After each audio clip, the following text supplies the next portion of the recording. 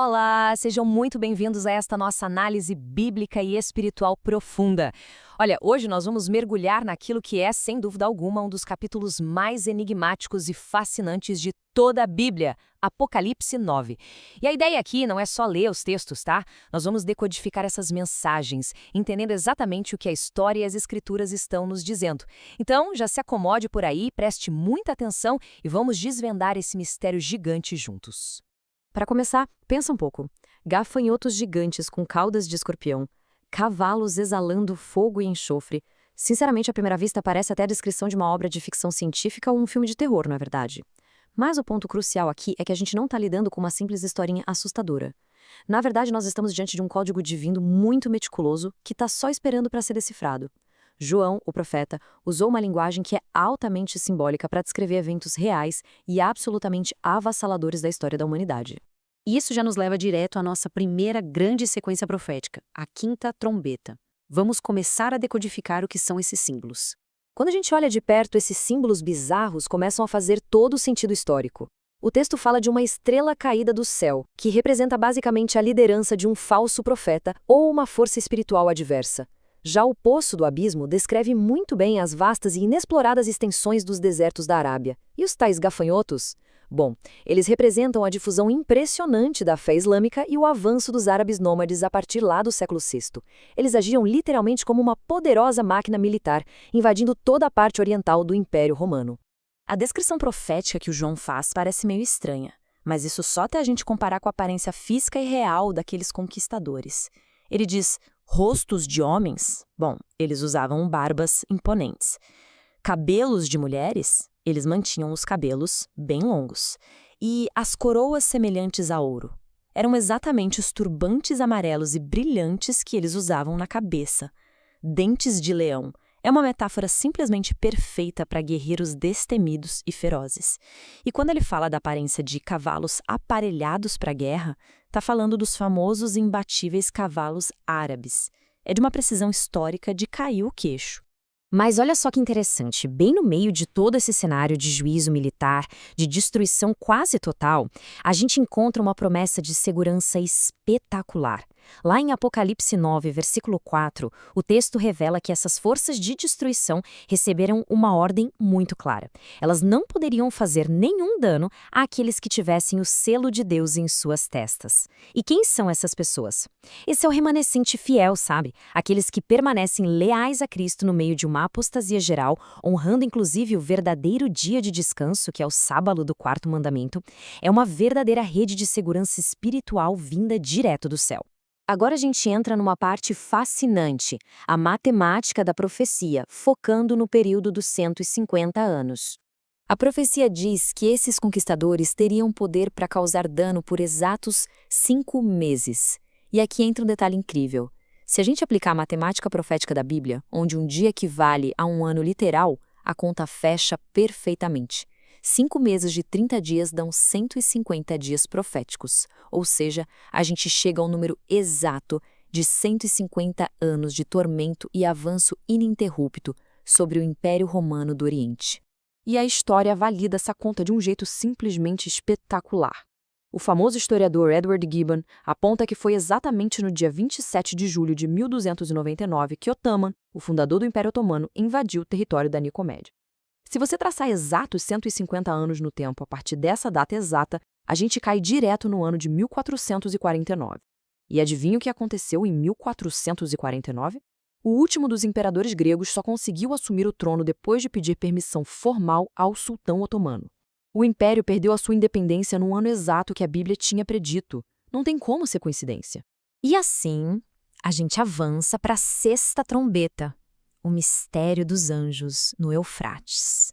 Quando soa essa sexta trombeta, João ouve uma ordem direta para soltar os 4 anjos que se acham presos junto do grande rio Eufrates. O rio Eufrates, historicamente falando, sempre marcou o limite claro entre Israel e os seus inimigos. Então, esses 4 anjos representam as forças brutas que compunham o poder otomano. Os maiores estudiosos do assunto identificam isso de forma muito clara como o avanço dos 4 principais sultanatos daquela região, Alepo, Icônio, Damasco e Bagdá. Eles foram literalmente soltos para iniciar uma obra maciça de conquista. A descrição desse exército é assustadora, relatando a presença de 200 milhões de cavaleiros. Mas o detalhe que mais chama atenção de verdade é a menção de fogo, fumaça e enxofre saindo da boca das montarias deles, causando uma quantidade absurda de mortes. Agora pare e pensa comigo, como é que o João, o homem que viveu lá no 1º século, conseguiria descrever a pólvora? Não tinha como. Por isso, a grande maioria reconhece que essa é, sem dúvida alguma, a representação profética pioneira do uso devastador das armas de fogo e da artilharia pesada que foram fundamentais para a queda de Constantinopla. E aí, mais uma vez, a profecia nos dá um período de tempo muito específico. O texto diz que essas forças foram preparadas para aquela hora e dia e mês e ano. Vamos aplicar de novo aquele nosso princípio maravilhoso de um dia valendo por um ano. Um ano de 360 dias, mais um mês de 30 dias, mais um dia profético, tudo isso somado dá 391 anos. E a tal da hora? A hora equivale a exatos 15 dias literais. O resultado dessa matemática é um período incrivelmente exato de 391 anos e 15 dias. Lembra que a gente falou que a independência grega caiu no dia 27 de julho de 1449? Pois é. Essa supremacia otomana deveria durar os 391 anos e 15 dias certinhos a partir daquela data.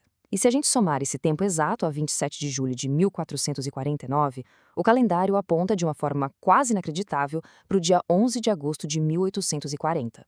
E sabe o que aconteceu nesse dia na vida real? A Turquia aceitou de forma totalmente voluntária a proteção das potências aliadas da Europa. Ou seja, a independência do Império Otomano terminou do jeitinho e no dia previsto séculos e séculos antes. E para deixar toda essa história ainda mais impactante, vale muito a pena conhecer o caso do Josiah Litch. Ele era um ministro que pregava lá nos Estados Unidos no século XIX. Estudando a fundo esses cálculos proféticos de Apocalipse 9, sabe o que ele fez? 2 anos antes do evento acontecer, ele publicou para todo mundo ler que a queda da supremacia otomana ia ocorrer em agosto de 1840. E não parou por aí, não. Alguns dias antes do evento, ele publicou a data cravada, 11 de agosto de 1840. Ver isso se cumprir de forma tão literal diante dos olhos de todo mundo daquela época provou de uma vez por todas o poder infalível da palavra revelada de Deus. Mas, infelizmente, toda essa precisão nos leva a um alerta sério: o perigo da idolatria. Sabe, os versos 20 e 21 contam uma parte bem triste dessa história. Eles dizem que as pessoas que sobreviveram a essas pragas simplesmente não se arrependeram das obras das suas mãos. A humanidade continuou teimando, adorando ídolos de ouro, de prata, de pedra, coisas que não podem ver, não podem ouvir e não podem fazer nada por nós.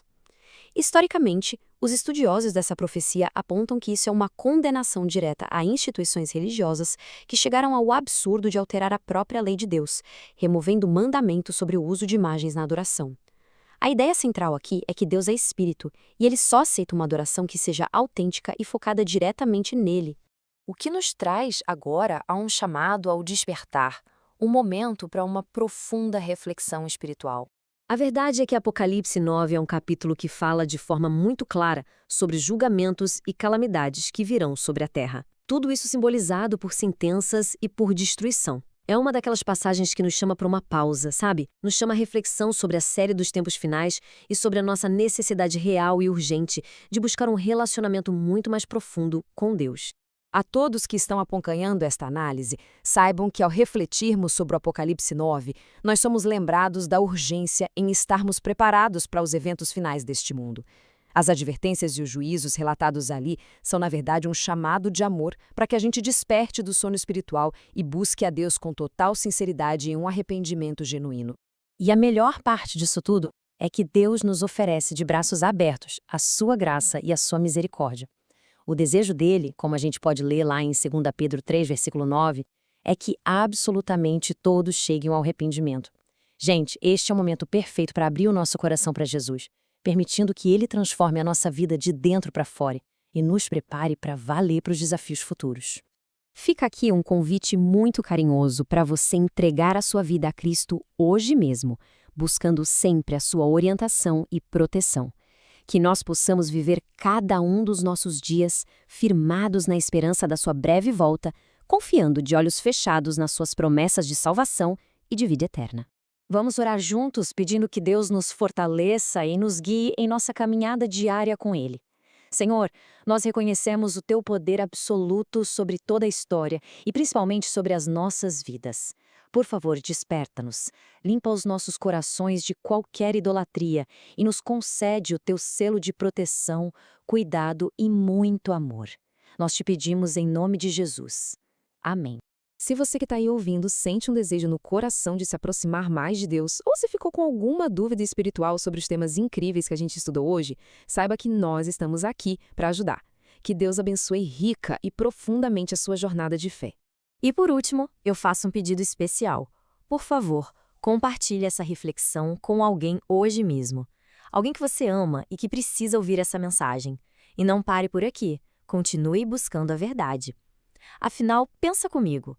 Se a profecia bíblica foi tão milimetricamente exata no passado, por que a gente não confiaria de todo o coração naquilo que ela prevê e promete para o nosso futuro? Um abraço forte e até a próxima.